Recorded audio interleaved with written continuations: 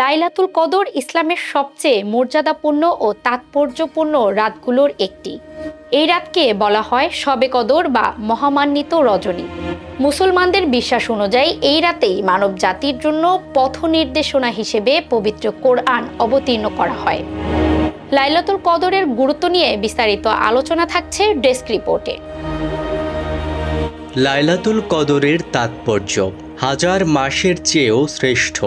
পবিত্র কোরআনে বলা হয়েছে এই রাতের ইবাদত হাজার মাসের ইবাদতের চেয়েও উত্তম, অর্থাৎ প্রায় ৮৩ বছরের ইবাদতের সমান সওয়াব লাভের সুযোগ থাকে এই এক রাতেই। তাই মুসলমানরা এই রাতে বেশি বেশি নামাজ, কোরআন তিলাওয়াত, দোয়া ও জিকিরে মশগুল থাকেন। ইসলামের বিশ্বাস অনুযায়ী এই রাতেই আল্লাহ তাআলা কোরআন অবতীর্ণ করার সূচনা করেন। ফলে এই রাত শুধু ইবাদতের জন্যই নয়, বরং মানবজাতির হেদায়েতের ইতিহাসের সঙ্গেও গভীরভাবে যুক্ত।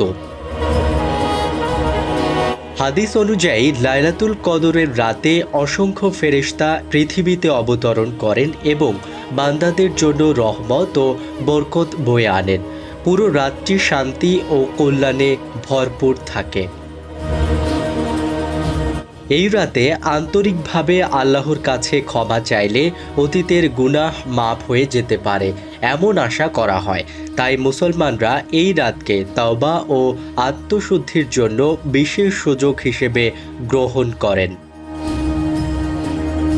ইসলামী বিশ্বাস অনুযায়ী এই রাতে মানুষের আগামী বছরের বিভিন্ন বিষয়, রিজিক, জীবন মৃত্যু ও অন্যান্য গুরুত্বপূর্ণ বিষয় ফেরেশতাদের মাধ্যমে নির্ধারণ করা হয়।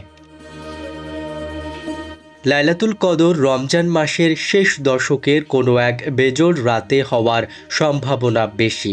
বিশেষ করে ২১, ২৩, ২৫, ২৭ বা ২৯ রমজানের রাতকে গুরুত্ব দিয়ে মুসলমানরা ইবাদতে কাটানোর চেষ্টা করেন।